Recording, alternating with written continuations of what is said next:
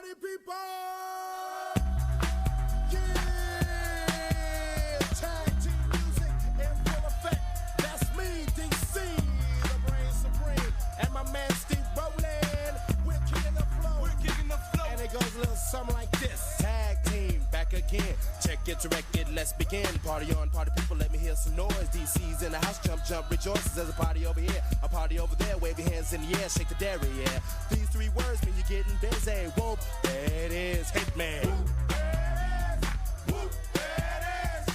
Whoop, there it is. Whoop, there it is.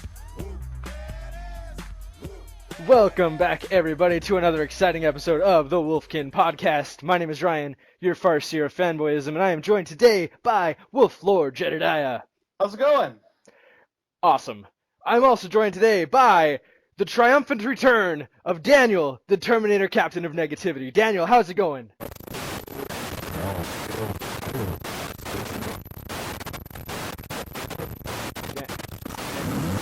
Daniel. Device connection terminated.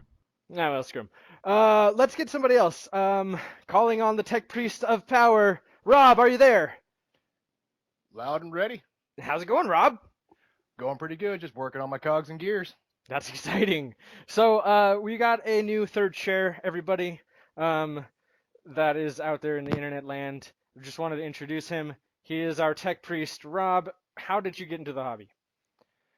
Oh, I got in the hobby when I was about 11 years old, living in a cold, snowy town of Eagle River, Alaska, at a local comic book shop. Was given a good collection of Ultramarines, and thus began the trivial hole that is this hobby. And I've been in it ever since, probably about 15 years. That's crazy. So you started with Ultramarines. Yeah, unfortunately, but don't worry. I knew the error of my ways, and I washed my hands of it pretty soon. But yeah. I think we're all going to judge you for that. A little bit. Don't judge a man on his past. I feel like Jedi and I just decided that we were going to judge you.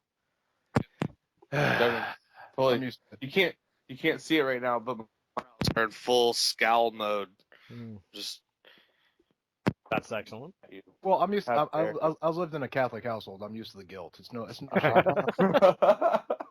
So 12 Hail Marys, and you should be good. 12 Hail Marys and 2 shots of whiskey usually. so what armies do you play now then? I primarily play 40K salamanders. I got a pretty large collection of that. The entire second company of them, and I also play a lot of Mechanicum, Scutari, Cult Mechanicus. I've been really rocking the War Convocation for the last about 7 months. I hate it. Yes, he does. It was fun. His Eldar loved him. The entire 30 minutes. Oh. But yeah, that's primarily it. I mean, I am the agent of the Imperium. I have everything as far as the Imperium's concerned. That's exciting. That's exciting and expensive. Yes, which is why I donate plasma twice a month. So let's just get back into it like we never left, because we didn't. You guys were all stuck in a time warp and you thought we were stopped episodes. Yep. Hobby updates. Yeah. Jedi, what have you been up to? So I actually haven't been up to too much. I took a break at the end of August from tournament play just because last summer I was playing a tournament every weekend and I just needed to breathe.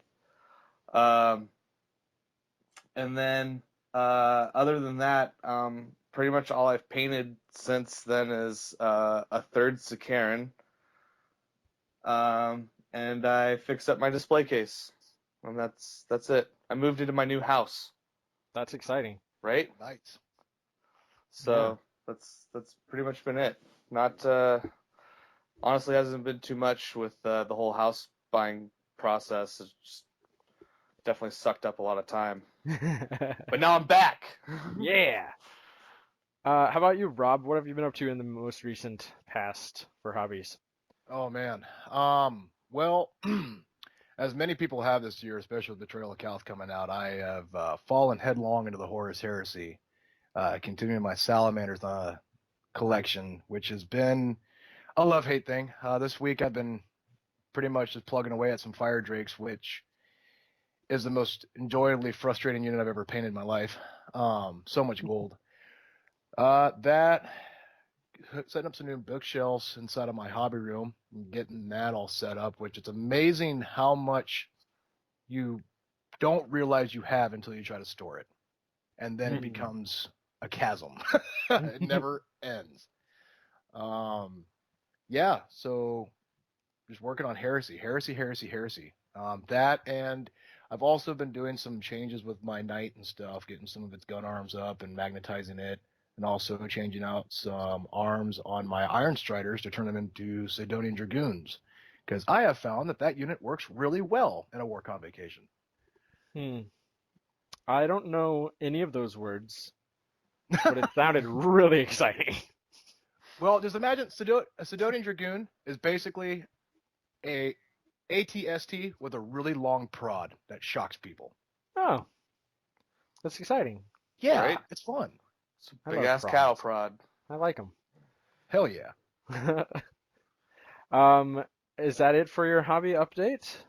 I don't want to skip anything. Yeah, no, I think no, that's it, man. It's just been heresy. It's been a crazy last 3 weeks, man. I've been knocking out 2 or 3 units of heresy stuff every week, and it's been just That's crazy. Oh man, whoa, you're telling me. It's like I've been simultaneously painting and building resin. Like as soon as something is setting on the resin with a vise, I move over to something else and start painting. It's been just insane, but I love it, man.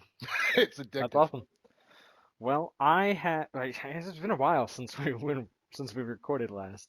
So I think I don't think we had Infinity at the shop before we stopped recording. What do you guys think? Yeah. No. So I picked up an Infinity army, Nomads. So I've been playing a little Infinity. It's fun. It's totally weird and different than 40K, but it's an interesting game. I like the models. I hate metal, but aesthetically I like the models. They're not fun to build, and the Hobby Hog guys painted them, so I don't know if they're fun or not to paint, but they're cool looking. The game might be a little bit complex. There seems to be layers of rules built within the rules that just make 40K seem like a child's game. That's what I keep hearing about it. Yeah.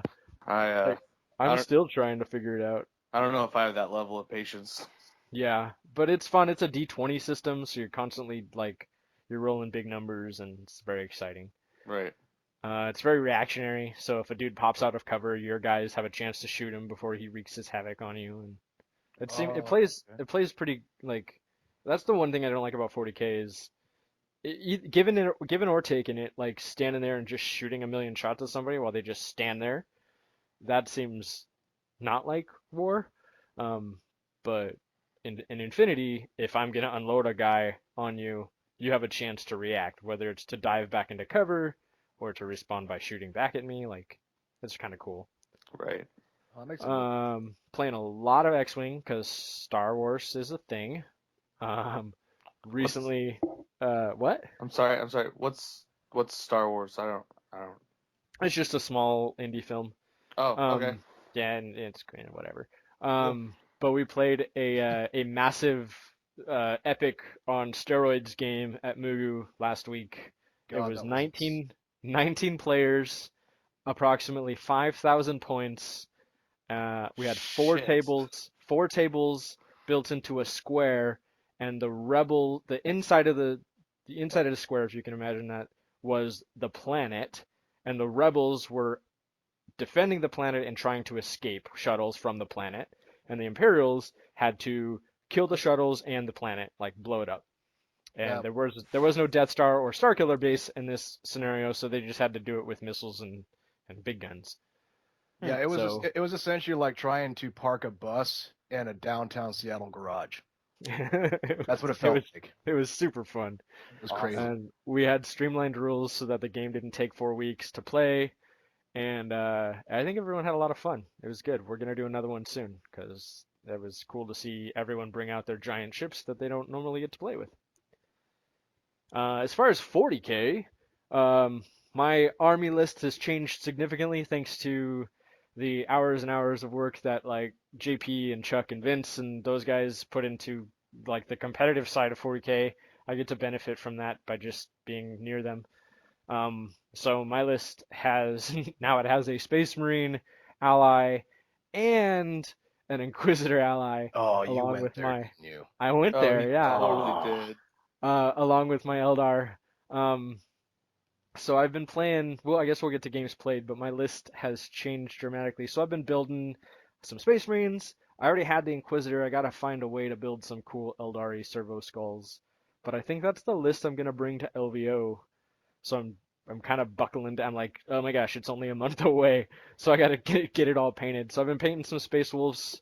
I'm painting them as Space Wolves, but they're definitely not gonna be Space Wolves for the purposes of this list, which is just I was referred to as the fluffy guy in podcasts of previousness.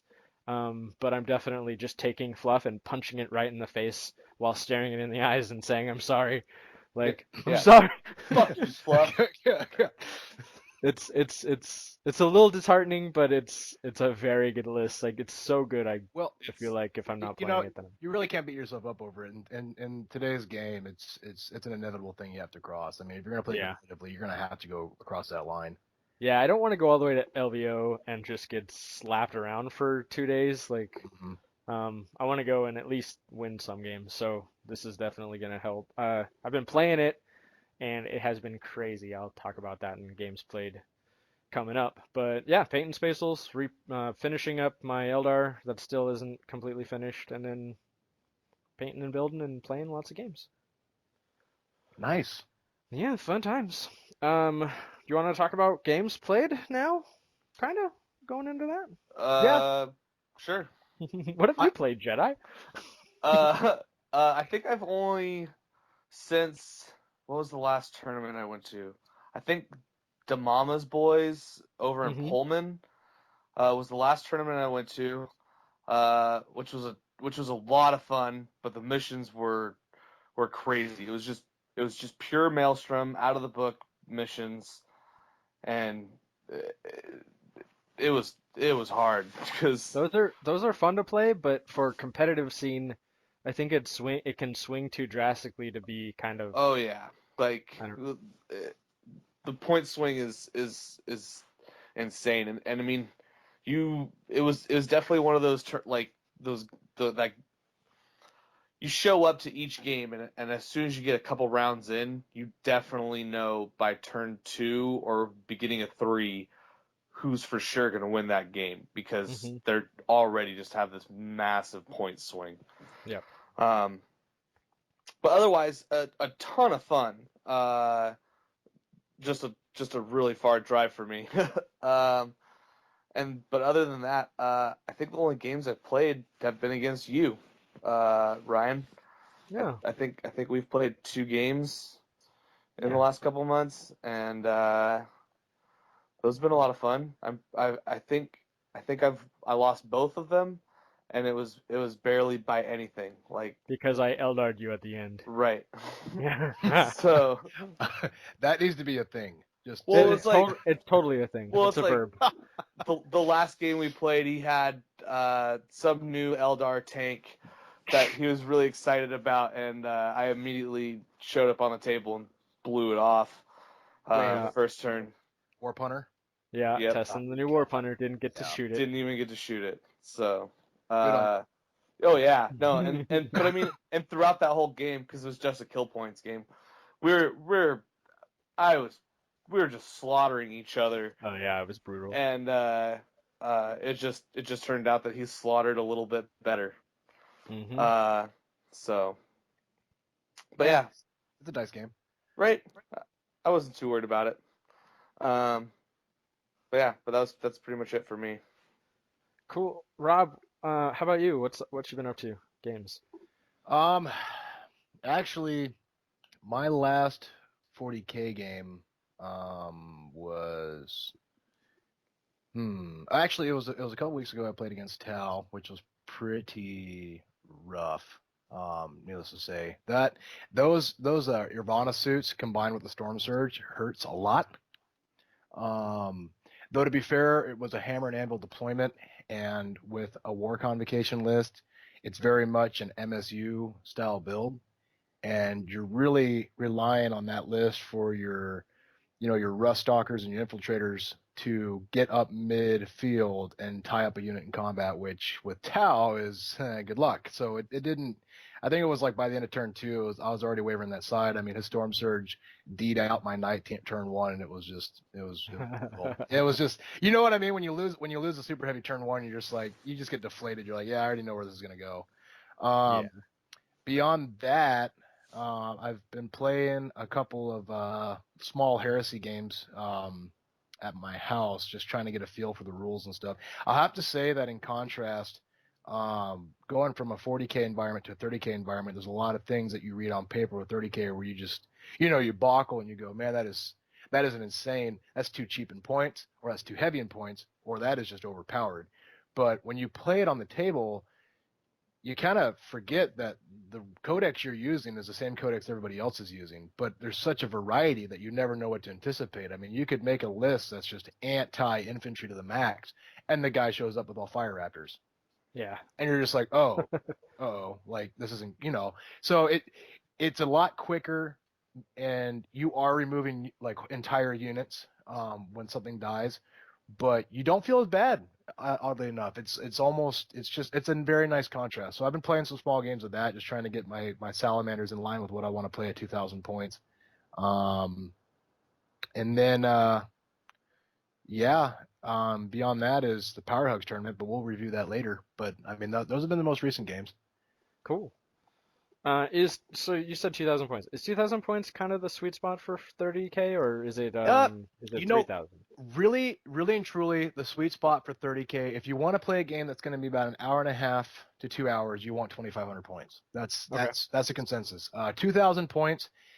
The reason why I say I'm going to steer for a 2,000 point list is so that way I have that 500 point to put in my Primarch in. Oh yeah.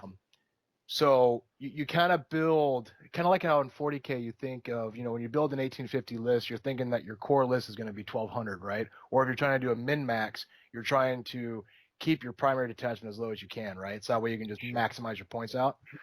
Well, with 30K, you aim for a 2,000 point list, because that will be, you're essentially your core, and then you have so much room to put whatever toys you want in there, because most games you actually play against are 25-3.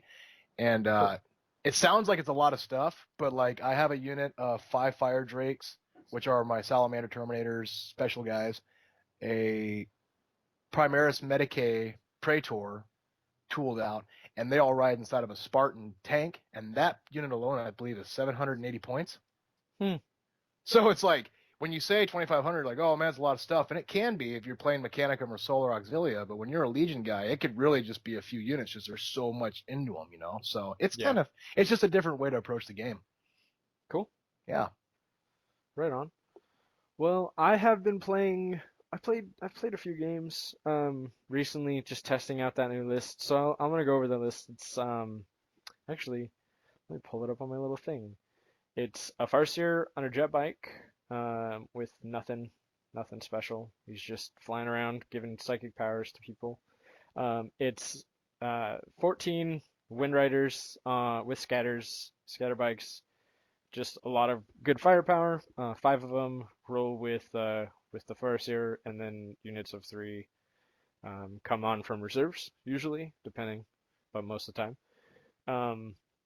It's 2 Hornets floating around, just single units that are the Forge World unit with 4 Strength 8 AP2 shots, very good at killing things. A Hemlock Wraithfighter, which is the lovely Psyker flyer from the Eldar book that has D weapons. Mm-hmm. One of the new Warp Hunters, which is amazing.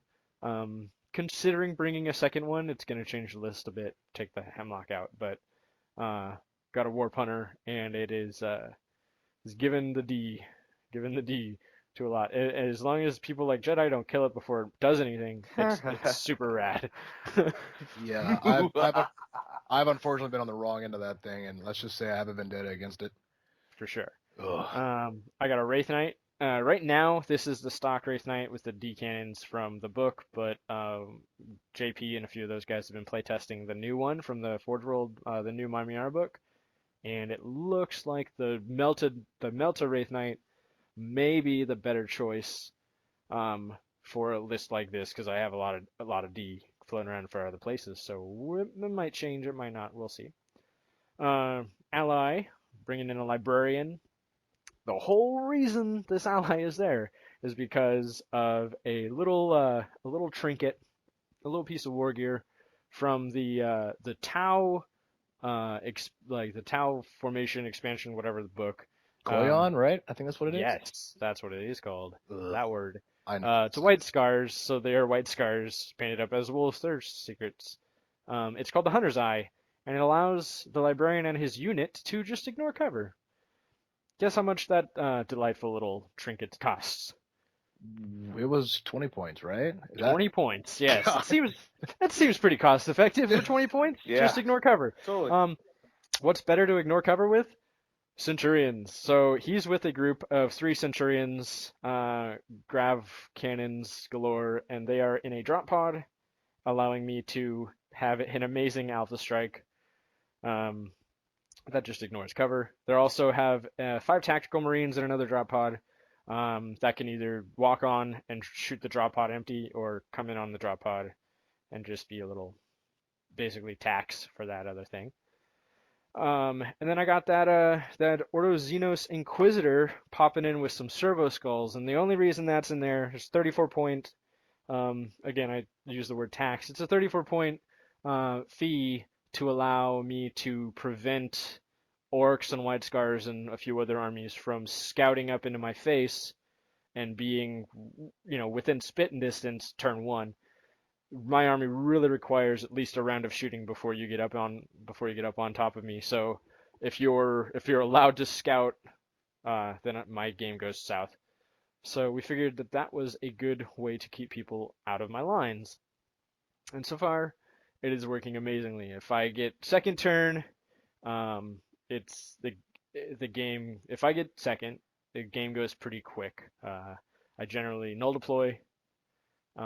First turn, I'll throw out an empty drop pod. Second turn, I'll bring as much as I can in, and the punch from that army coming in is just intense. It's the D weapons and the scatter bikes and the ignores cover grav and the psychic powers give me twin link stuff, and it's dirty. It's dirty to say the least. I've had a few games only go 3 turns. Me not really starting the game until turn 2. So that means I finish a game in 1 turn effectively, and they get concede on turn 3. So it's pretty freaking dirty. I came across that same list in the last tournament, being ran by JP, and my Yep, God, he's been piloting it. Yeah, Oh. he's definitely a better pilot, and he's the one that's been the primary force behind engineering this nonsense. So I'm definitely not I'm not claiming any of this intelligent list building for myself, but I'm taking advantage of the time he's put into it, and I'm gonna bring it to LVO and hope to slap some people around with it. But it is the Alpha Strike. So if I go second, it's very good. If I go first, I'll put everything on, and the Alpha Strike on that is nonsense. So if we're rolling Jedi and you let me go first, that in ITC it means you cannot steal the initiative, right? Right. So that means that I can just deploy super aggressively right out in the open, and put my Warp Hunter in harm's way and put all my scatter bikes out and put my Wraith Knight up on the front and just be like, all right, everything's shooting at you, good luck, and throw my Centurion drop pod in there, and it's dirty. So I got to play Chuck, I got to play Vince, I got to play Mason.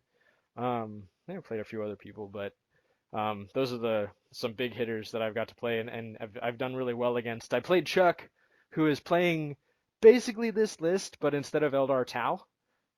So he was playing, I'm not sure if it's still in his list, but he was playing the Space Marine ally, and we were rolling off to see who gets to go first or who has to go first because the other guy's gonna null deploy, and I won that roll, and that was a super bloody game. We actually tied, I think. I think it was a tie. I don't know. It was a really, really good game. I love games like that. Um, where I'm just all my Eldar are just so afraid of his Tau because I think my one unit of ignores cover is cool. Well, he thinks everything on the board having ignores cover is cool. So, scatterbikes are neat until you don't let them jink. And all my war punter and my flyers are all cool, but they just fall out of the sky if you shoot them, and they're not allowed to dodge. That is definitely a yin and yang matchup. Like It totally was. it's just a matter of who gets to go first. It was. It was a matter of who had to go first because I forced him to go first, meaning I was able to null deploy, and then he kind of spread out, and I just popped in on turn 2 and shot him to death. It was totally back and forth bloody. Like he would take off a whole bunch of units, and then it'd be his turn, and I'd take off a whole bunch of units, and it was good fun. What's funny is like lists on that. You get to this pinnacle where like you find this ultimate list that no matter how you get deployed against or whatever your strongest opponent lists are in your local meta, and I emphasize local meta because it changes wildly wherever you go. Oh yeah. Are only so good until all of a sudden new rules come out. And what I'm curious on is, you got these new Army New Year bundles coming out with formations inside of them. And I am so curious to know what formations are in them because either it's GW, so either it's going to be lackluster, doesn't do anything, or they'll be freaking insane for whatever reason. Yeah, absolutely. So that'll be curious when those come out to see how much that'll change everything because they came out within the 30 day of the LVO, so they're able to be used. I'm just curious to see what they are and how much that'll change up. They're also like the best deals GW has ever put out. Oh, I know. It's insane. And especially if you're buying it from Mugu or someone else who discounts it like 25% off, it's almost 75% off of retail. Yeah, which is the craziest thing I've ever seen from Games Workshop. Yeah. It is so gross. So now's the golden age of starting new armies, friends. If any of those new box sets, I'm sure that you've seen them. If any of those new box sets pique your interest, check out how much your money you're saving. Somebody did the math on Northwest Wargamers, and the Tau box is almost 75% off.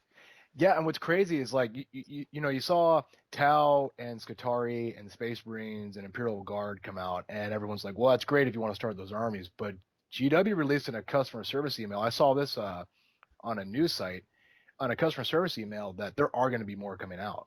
Like this is only the first wave. There's going to be another wave. So I mean, it's not beyond the imagination that you're going to have a box like this for every race out there, which... Oh, I assume so. And our rep said, our GW rep said that they weren't like a one-shot deal either. It looks like these are going to be around to stay. Oh, God. So that's really cool. It's hard. It's hard to be an agent of the Imperium when you see so much Xenos for so cheap. Oh, the Tau is so pretty. I have been thinking about it a lot lately about what Xenos army I'd go for. I still can't decide. Yeah. Well, doesn't Jenna have Eldar? She does. She has all Eldar essentially. Eldar, Dark Eldar, Harlequins. Yeah. I've been trying to encourage her to work on that though, because I've already painted half of it, including all of her swooping hawks and her Harlequin troop. So cool. But yeah. But I've been thinking like a super rad, evil-looking Tau army by kind of bashing Necrons together. So just like Tau with Gauze weapons. Cool. And because I've always really liked, I don't know if it's the Immortals from the Necrons that have the Cyclopean eye heads, but I just want to cast a bunch of those heads and stick them on every Tau model I own. And yeah, so. Yeah, that's cool. That's what's cooking in Jedi's brain these days. I'll have to say that for me, if it was because I'm against Xenos. I'm the Techpriest, man. It's all about the Imperium. If there was ever be a Xenos race I would play, it would probably be Necrons. Only because I'm already so balls deep in so many other armies right now that I could literally just pull all the Necrons out and go, "Oh, lead belcher spray. All right, you're done." And that's it. Yeah, right. Like I'm satisfied with that. See you guys later. You're done. So that's my only thing on the whole thing. Hey, you could do that to Eldar. They'd just be shiny and chrome. Yeah, right. Shiny chrome Eldar. I want to see you play Eldar actually. I just want to live in a world where everybody plays Eldar. Yeah, well, Everybody tough. be. All right, well, let's take a quick break and then get into some ITC update and discussions. Hello, my name is Morgan Freeman. When I'm not making amazing movies, I listen to the Wolfkin podcast, the best 40K podcast in the world ever. Alright, guys, I said it. Now, about my money. Welcome back, everybody. We are back. I don't know. I feel like we should re-record that, but we're not going to. We're coming back strong. I think it was perfect. Coming back strong. True Wolfkin we're going to talk fashion. about. Yeah, absolutely. Sorry, Rob. We're going to come back talking about some ITC updates and discussion. Rob, do you want to lead the way there with some ITC talk? Yeah, so I mean, we'll just kind of play some catch up here. With the last tournament we had at Mugu, the Power Hugs tournament, and Power Hugs. By the Power way, Hug. great name. Great name. It was, but there Me. wasn't as much hugging as I wish to have seen. Yeah, that was an interesting tournament. We saw a lot of really interesting lists there. Obviously, I played Jedi. I know you weren't there, but Ryan, you were TO, and Mhm. I showed up with my War Convocation list, which I will not go over the war gear on necessarily. How many pages was that to print out? It was 18 pages, but to be fair though, it had special rules in there too. That's why it was so big. But Oh my god. it's an incredible list. The true strength to the War Convocation list is the fact that it's so confusing that it confuses your opponent. Like that's Mhm. really the His strength. His army list comes in a 3-ring binder. Yeah. No, he shows up morning of and he was like, "Hey Ryan, could you print a small thing for me?" I was like, "Yeah, sure." And the printer tells me I need more paper after like 15 pages. What is this? Meanwhile, I sent him the Old Testament. Yeah, can you just print this off for me? It's Yeah. small, yeah. But no, the list. So basically, it's your generic cut and dry War Convocation list. Though I brought a little bit of an alteration to what you're seeing standard right now with ITC. It's a the Imperial Knight Crusader this time, or not Crusader, Warden. So the Avenger Gatling Cannon, the Reaper Chainsword, and the Storm Spirit Rocket Pod. I like having the D weapon just because I feel like I'm part of the cool kids club when I got one. You're not. Well, I try. Then your Skitarii Battle Mana Pool, which is your Rangers, your what are they called? The guys with the chromey helmets. I keep forgetting their names. You got Robot. Yeah, different robot, dude. You got your Dragoon. I bring the Sidonian Dragoon just because when I get first turn, if I pop the Canicles of the Omnissiah, which gives me Stealth and Shrouded, that thing already has a partially obscured cover save, so he has a 2-up cover out in the open, and I can do that for turn. So he's just like, ha-ha, and he just goes across the board, and barely anybody can hit him, unless you're playing against Chuck, who ignores everybody's cover. Then it's just your servitors and stuff. My take on the War Convocation list and what you're seeing online is I tried really hard to integrate the White Scars into it and getting that ignores cover Hunter's Eye in there, and bringing some drop pod. I found during that tournament though that the tax of having to bring the scout squads that don't really have a function, because a lot of my troops are going to be mid-board or in the other deployment zone, or they're trying to be. It may be kind of counter-effective because the servitors only have one good turn that they actually get to hit, and usually the turn they show up is the same turn that everybody is stealth and shrouded, so it kind of conflicts a little bit. But yeah, no, first game was against Sisters of Battle, against Petter, and you can imagine how that kind of turned out. Second game was against Vince, who brought the Adamantium Lance and Eldar allies with Scat Bikes and Hornets, which was tough. It was actually pretty close until we got to begin to turn 3. And no, it actually was, because what it came down to was I had to make a charge with my Sidonian Dragoon, who was 5 inches away from his knight that had 1 hull point. Now, Sidonian Dragoon has a Strength 8 taser on the charge that on 6s to hit causes 2 additional hits. And that same turn, my Techpriest uses his Scryer Skull on that knight. So that round, anybody hitting that knight gets reroll armor pins. And I can't remember if that actually affected the assault or not.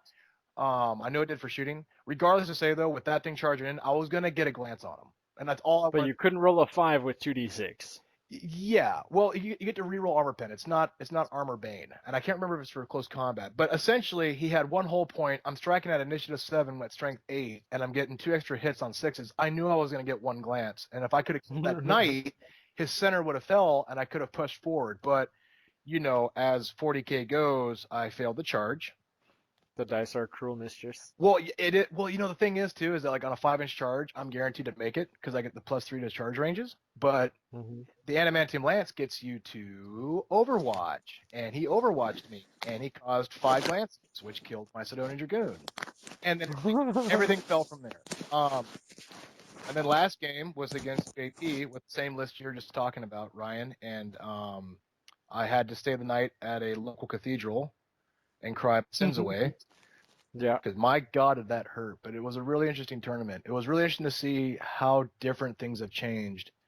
Since the Koyon book has been released and since Corsairs is starting to get on the rise as well. Which came out I think it came out the day before that tournament? I think the book shipped the week before, but it was starting to come in that week. Yeah, and I think Ricky had it, and that's where JP got his rule. Yeah, we had a physical copy there. I was drooling over it the whole time everyone was playing. Oh, right. Yeah. It was very interesting to see the difference between power hugs compared to the previous tournament. What was the name of that one you guys had? It was, anyways, the month before. Yeah. It's definitely. I feel like ITC this time of year is definitely a very evolving beast. Like there's nothing ever changing. Oh my God! It seems like just talking about games that we had back in September. It's like everything that's meta topping is just completely altered. And it's totally weird stuff too. Yeah, things you wouldn't imagine, or just weird ally combos. It was cool to see Vince go undefeated. He get perfect scores all day with his Imperial Knights that he just loves, but are very hard to win with. So he took the whole tournament. It was awesome. I tried so hard to foil that. And then Matt Lewis with his Dark Angel craziness, he took second place. So that was cool. That is awesome. Yeah, and then Rob got best painted with all his shiny robots. Though to be fair, I didn't paint them. Hobbyhawk Studios did, but they did a great job. Oh, good job, Hobbyhawk Studios. Yeah, they knocked that. I felt so bad for them, and because they got that whole army. I mean, it was more than just a war convocation. It was all of my AdMech that I have. I was like, nope, not painting it. Here you go.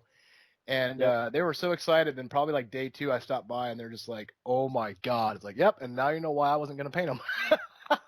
They were cursing your name. Oh, I was there while they were painting and stuff, and all the little fiddly bits, like the little antenna and stuff that just keep snapping off, and they have to keep fixing, and they hate you. Oh, they hate you bad. That was money well spent, but they did a great job though. That army looked awesome. Yeah, they're good painters.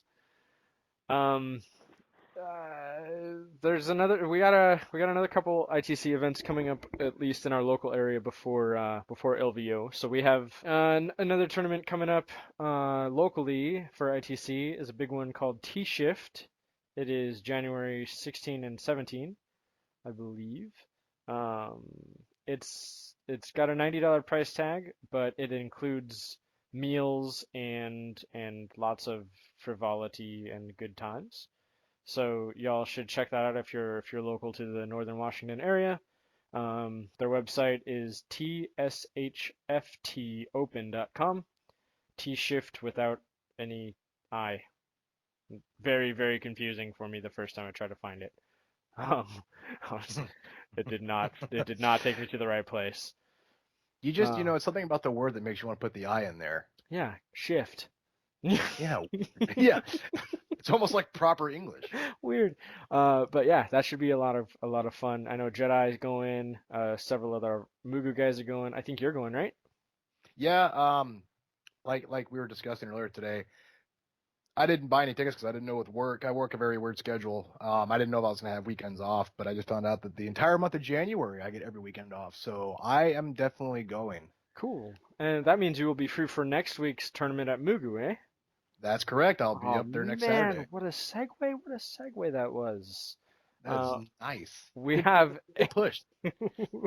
we've got a an upcoming 1,500 point tournament. This is going to be one of our quote unquote more casual tournaments, so there won't be a grand prize for first place, but there will be many prizes for everyone who participates. Trying to encourage newer players to not be so worried about coming on and getting slapped around because you're not fighting for first place, you're just coming to play.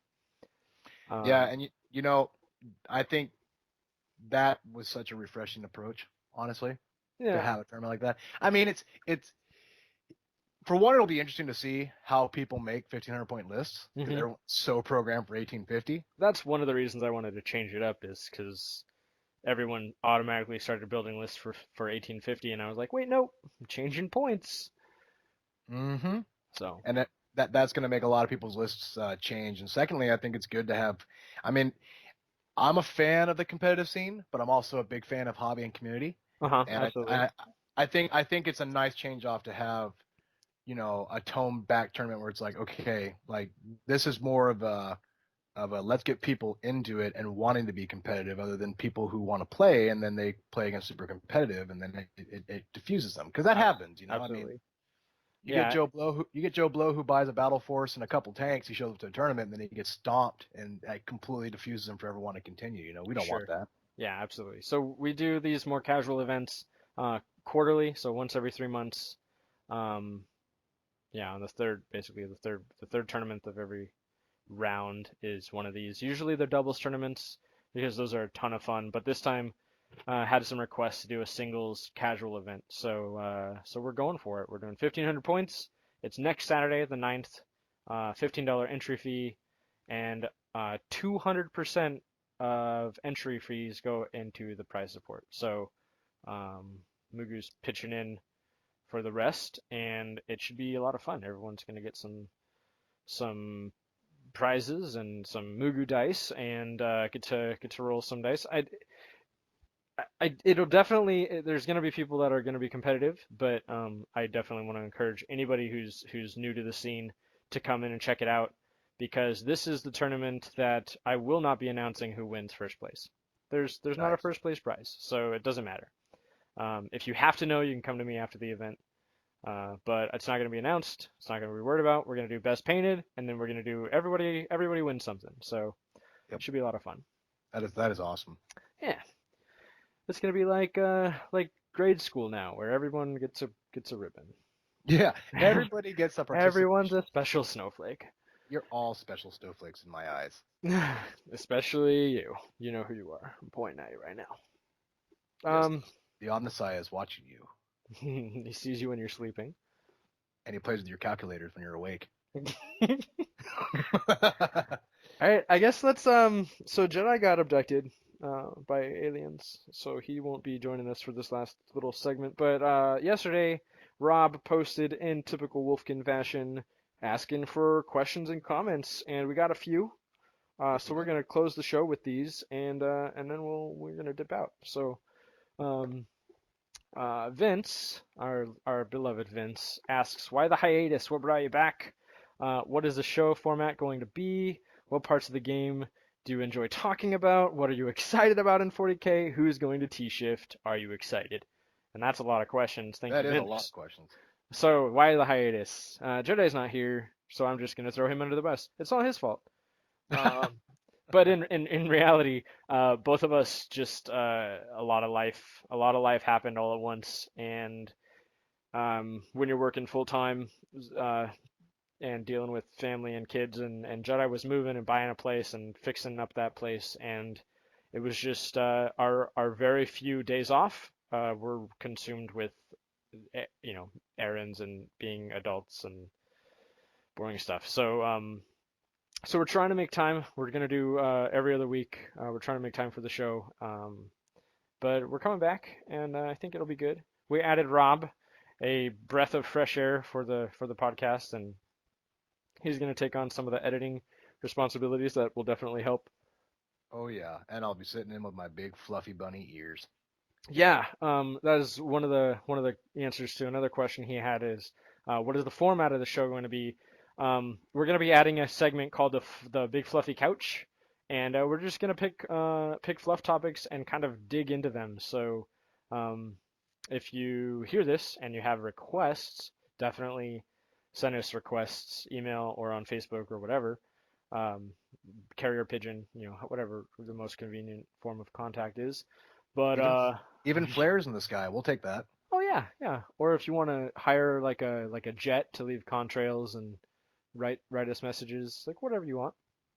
Um, so the fluffy couch I'm excited about. I'm excited about talking about more fluff stuff. Um, to be honest, we were gonna do a fluff segment here, but we've run long, so we're cutting it off and we're gonna do that next time. Yep, we'll get it a little more Uh, streamlined and yeah. dive into it. Yeah. What parts of the game do we enjoy to talk about? I definitely like to talk about playing games, playing new people, talking about lists and stuff. Um, but I really like talking about the hobby, playing different games, building new models and painting and stuff like that. How about you, Rob? I have to say for me, it would be a combination of all, but I would say I have a really heavy side to the fluff. I mean, for me, until I moved down to the great Seattle area, a little less than 2 years ago, up north you don't have a whole lot of a game scene, and it's picked up a lot actually. I've noticed in the last 2 or 3 years. There's been game stores opening, but it was a lot of the fluff that held my passion for to continue hobbying and playing. So I just have this affinity for just reading up on it and keeping tabs on it. You can get on a topic with me and I'll go on for hours. Cool. He also asks, I guess the end question here is, who's going to T-Shift? Are you excited? I know Jedi's going, and I know he's stoked. I'm not going to be able to make it because I'm going to head down to LVO next month, and I had to kind of to choose which more expensive 2-day adventure I was going to go on, and I wanted to go with the group down to Vegas. So I'm going to skip out on this one, but Rob's going. Rob, what do you think? Yeah, I'm excited to go T-Shift because it'll honestly be the first one I've been to. I am familiar with T-Shift though, hearing about it up north, so I really want to go check it out. And it's kind of one of those you go to what people are talking about. Sure. I'm also really curious to see who's going to be there playing because most of the competitive scene that I play with is in the Everett area. Mhm. And with this being more closer to my neighborhood down in Bellevue, it's going to be interesting to see who all shows up and how much of a contrast that'll be, or not. Um, but yeah, it'll be pretty exciting. I'm still trying to see if I can also go to LVO too. I got some work news that I couldn't go, but I'm still trying to work that angle. Oh my Um, gosh, that just made me so happy. This is news to me. I'm trying. It's Don't not break my heart, Rob. well. Don't be staying up late at night waiting for me to send you a text now, okay? But it's Because on the internet, so now the people know. they do know, and I will put an update up on the next episode of whether or not I'm going or not. Because Oh, it's that battle of hey boss, can I take time off thing. So I would like another packmate up there. I'm trying so hard, Don't break man. my heart. All I'm right, trying so hard. cool. So Eric, Eric asks, since the Battle for Calth box was released, have any of you gotten more into 30K now that the barrier of entry is so much cheaper? Well, Rob bleeds resin, so I don't yeah. think that was. Well, I think this is actually a good question to ask because you and I have different approaches to this. So Mhm. before Betrayal at Cal, I went full Forge World. I think if I'm pretty sure I must have sold two of my neighbor's kids. Mhm. I think it was two of them, two Mhm. Adidas, and then I went and bought all this.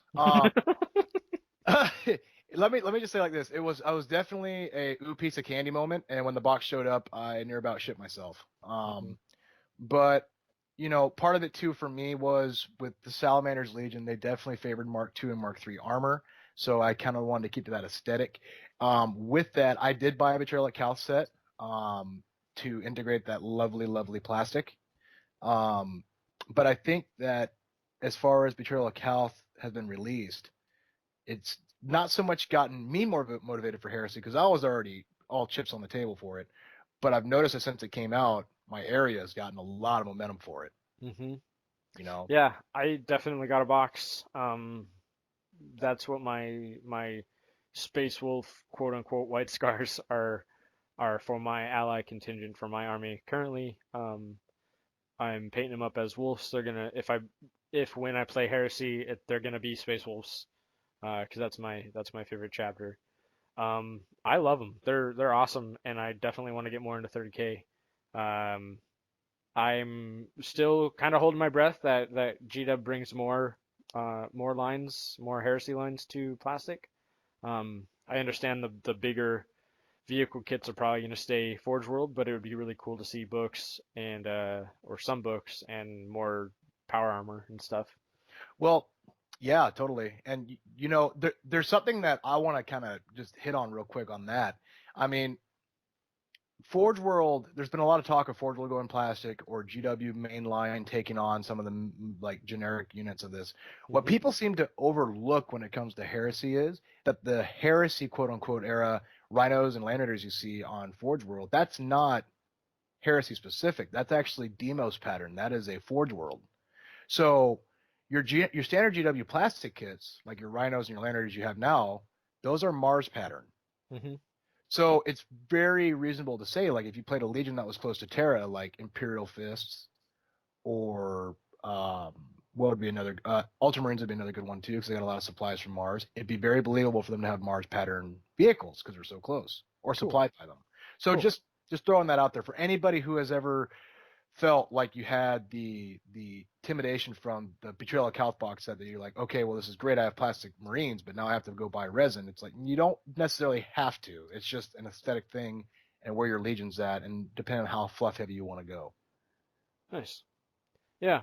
My Space Wolves. My favorite thing about Space Wolves, I played Wolves in 40K for a while in 5th edition, back in the day, and it was all drop pods. So I'm gonna try to make that work in Horus Heresy. So I've got a bunch of drop pods and wolves and dropping wolves on you, and I just love drop pods. Have you ever read up on the Charybdis Assault Claw? Yes, I have. Yeah, That thing's rad. it is bad to the bone. All right, last question comes from Russ, our very own Primarch.